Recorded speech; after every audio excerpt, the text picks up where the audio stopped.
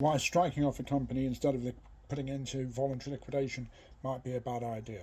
Well, if you want to strike off a company as a mechanism for closing it down, and it's an insolvent company, in other words, it cannot pay its debts when they fall due, then there are a number of requirements. I'm not going to go through all the requirements, but there's something that you sometimes have to consider when the strike-off procedure is considered desirable, because of the fact that it is much cheaper than going into voluntary liquidation.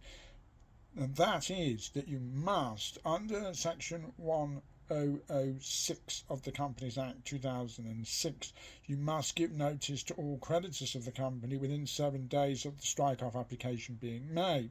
Now, this, if you don't comply with this, is a criminal offence, and so it is serious.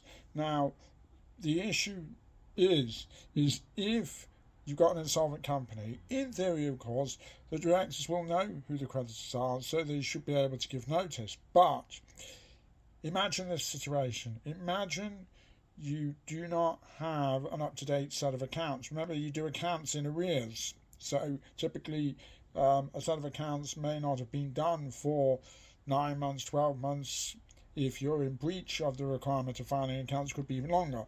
But you might be many months behind in terms of filing accounts. Now, filing accounts doesn't necessarily mean, if you're a bit behind, that your books and records are behind. You may have kept your books and records into scratch, and you may know exactly who your creditors are. Indeed, you should know exactly who your creditors are, because under Section 386 of the Companies Act 2006 is a mandatory requirement to keep proper books and records. But imagine a situation where there are not up-to-date books and records, and for whatever reason you don't know necessarily precisely who all the creditors are and the amounts. And a common example of that might be in relation to tax. You may not necessarily know, particularly if you've been registered for VAT, PAYE and corporation tax, you may not necessarily know the full extent of your tax liabilities. So if you fail because you have wrongly assumed that there are no tax liabilities and that you're fully paid up to date because you haven't prepared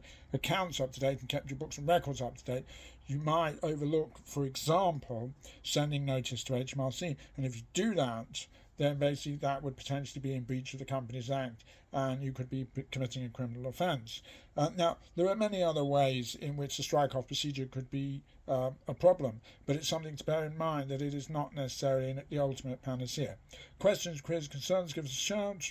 We know insolvency inside out.